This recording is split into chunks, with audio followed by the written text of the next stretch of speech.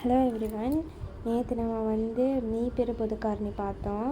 இது பொது மடங்குகள் மீசிமாய சொல்லுவாங்களே, எல்சியம். இதில் என்னென்னா, இப்போது 5 மற்றும் 7 எண்களின் பொது மடங்குகள் என்னென்னு எழுதியிருக்காங்க. 5, 10, 15 இது 5ஆம் வாய்ப்பாடு. அதே 7ஓடது எழுதியிருக்கிறாங்க. இதில் 5 மற்றும் 7ஓட பொது மடங்கு எது? 35, 70. அப்புறம் இன்னும் வாய்ப்பாடு போயிட்டே இருக்கும் இல்லையா? நம்மளுக்கு 10ஓட நிறுத்திடுறோம். அதுக்கு மேலேயும் போகும் இல்லையா? அதுக்கு மேலே போச்சுன்னா இதே மாதிரி 2 நம்பர் சேமாக வரும்.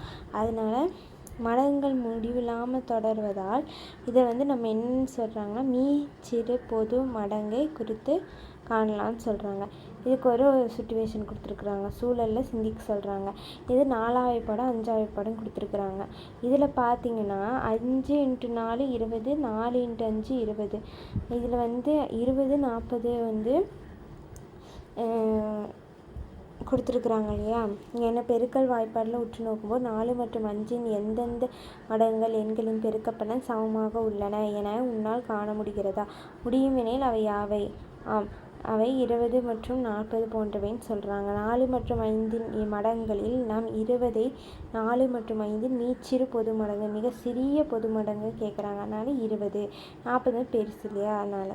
அதுக்கப்புறம் சூழல் 2 சொல்கிறாங்க. அணு தனது தங்கையின் பிறந்த நாள் விழாவில் வழங்குவதற்காக கேழ்வரகு லட்டுகளையும் தட்டை முறுக்குகளையும் வாங்க விரும்புகிறாள். கேழ்வரகு லட்டுகள் ஒரு பொட்டலத்திற்கு 4 வீதமும், தட்டை முறுக்கு ஒரு பொட்டலத்திற்கு 6 வீதமும் கிடைக்கும்.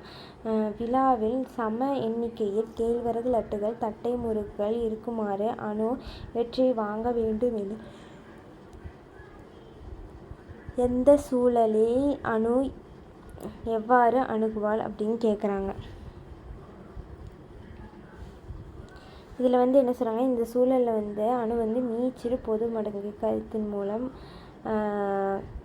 இது பண்ணுறாங்க. போன இதில் நம்ம மீ போவா பார்த்தோம். அதே மாதிரி இதில் அதில் என்ன கொடுத்தாங்க, அதிரசமும் முறுக்கும் கொடுத்தாங்க. இதில் என்ன கொடுத்துருக்குறாங்கன்னா, கேழ்வரகு லட்டும் தட்டை முறுக்குன்னு சொல்லியிருக்காங்க. அப்போ 4இன் மடங்குகள் என்னென்னு பார்க்கணும். 4 லட்டு வச்சுருக்காங்க. 4இன் மடங்குகள் 4, 8, 12, 16, 20, ஒரு 4, 4, 4, 8. அதை வாய்ப்பாடு என்ன சொல்ல மட்டும். 6இன் மடங்குகள் அப்படின்னு பார்த்தோன்னா 6ஆம் வாய்ப்பாடு எழுதியிருக்கிறாங்களா? இதில் பொது மடங்குகள் என்னன்னு பார்க்கும்போது மீச்சிறு பொது மடங்கு 12. ஏன்னா இது 2லேயுமே 12 வருது. அதுவும் சின்னது. மீச்சிறுனா சின்ன மடங்கு எதுன்னு தான் கண்டுபிடிக்கணும். 24 இருக்குது, ஆனால் அது கொஞ்சம் பெருசு. அதனால் முன்னாடியே எது வருதோ அதுதான் மீச்சிறு பொது மடங்கு. ஆகவே அணு 3 கேழ்வரகு லட்டு பொட்டலங்களையும் 2 தட்டை முறுக்கு பொட்டலங்களையும் வாங்கினால் சம எண்ணிக்கையிலான 12 கேழ்வரகு லட்டுகளையும் 12 தட்டை முறுக்கு விழா கொடுக்கலான்றாங்க. இப்போ இந்த 3, 2 எப்படி கண்டுபிடிச்சாங்கன்னா, 4ஆம் வாய்ப்பாடில் 4, 3, 12, அதனால் 3. அதே 6ஆம் வாய்ப்பாடில் 6, 2, 12, அதனால் 2. இது நம்ம நார்மலாகவே போடலாம். இது இப்படி கணக்கு மூலியமாக போடுறதுனால நம்ம ஈஸியாக ஆன்சர் சொல்ல முடியும். ஏதோ ஒரு ஷார்ட்கட் மாதிரி. ஓகேங்களா? நெக்ஸ்ட்டு இது நம்ம இல்லைன்னா எப்படி போடணும்? பொதுவாக நான் 4 லட்டுனா மொத்தம் 12 லட்டு. அப்போ 6, 2, 6, 2, 12 லட்டு. அப்புறம் இப்போ 2, அதில் 3 வாங்கணும், நான் 2 வாங்கணும்னு கணக்கு போட்டுருப்போம். அதனால் இந்த மாதிரி எடுத்துட்டோன்னா நம்மளுக்கு ஈஸியாக இருக்கும். டைம் சேவ் ஆகும். ஸோ ஸ்மார்ட் ஒர்க் இல்லையா? அதனால் நான் இன்னமும் இப்படிலாம் பேசுகிறேன்னு இது பண்ணாதீங்க. நான் இப்போ தான் ஸ்டார்ட் பண்ணுறேன். ஸோ எனக்கு கொஞ்சம் சப்போர்ட் பண்ணுங்கள். நான் இன்னும் இம்ப்ரூவ் பண்ணிக்கிட்டேன். அப்புறம் சூழல் 3 4 அலகுகள் மற்றும் 5 அலகுகள் நீளமுடைய சிவப்பு மற்றும் நீல வண்ண பாய்களை பின்வருமாறு கருதுவோம் சொல்லியிருக்கிறாங்க இல்லையா? 4 அலகுகள் மற்றும் 5 அலகுகள் நீளமுடைய.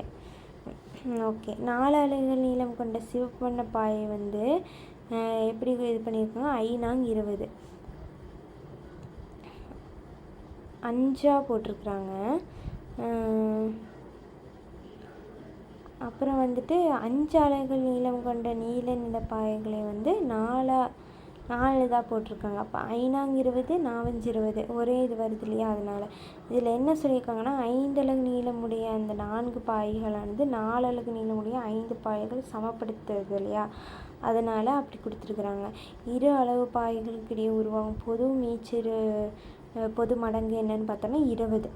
0 இது வந்து உங்களுக்கு புரியுது இல்லையா? 4 அலகு இருக்கிறதா 5 ஆகும். 5 அலகு இருக்கிறது 4 போட்டால் சமமாக வந்து போட்டுடலாம். அதுக்காக வந்து இது எக்ஸ்பிளைன் பண்ணியிருக்காங்க நம்மளுக்கு. நெக்ஸ்ட்டு வந்து பூஜ்ஜியமற்ற இரு முழு எண்களின் மீச்சிறு பொது மடங்கு என்பது அவ்விரு எண்களின் மிக சிறிய பொது மடங்காகும். எக்ஸ் மற்றும் ஒய் ஆகிய எண்களின் மீச்சிறு பொது மடங்கை மீ சீமா எக்ஸ் ஒய் என எழுதலாம். கீழ்காணும் முறைகளை கொண்டு 2 அல்லது அதற்கு மேற்பட்ட எண்களின் மீச்சிறு பொது மடங்கை கண்டறியலாம். வகுத்தல் முறை, பகா காரணிப்படுத்தல் முறை. இது 2 முறையிலுமே நம்ம வந்து மீச்சிறு பொது மடங்கு வந்து கண்டுபிடிக்கலாம் அப்படின்னு சொல்கிறாங்க. தேங்க்யூ ஃப்ரெண்ட்ஸ், அவ்வளோதான். நெக்ஸ்ட்டு சம்ஸ் பார்ப்போம். இதிலிருந்து ஏதாவது உங்களுக்கு டவுட் இருந்ததுன்னா கமெண்ட் பண்ணுங்கள். சேனல் வந்து பிடிச்சிருந்ததுன்னா சப்ஸ்கிரைப் பண்ணுங்கள், ஷேர் பண்ணுங்கள், லைக் பண்ணுங்கள். ஏதாவது கரெக்ஷன் நான் ஏதாவது மாற்றிக்கணுன்னாலும் சொல்லுங்கள். தேங்க்யூ.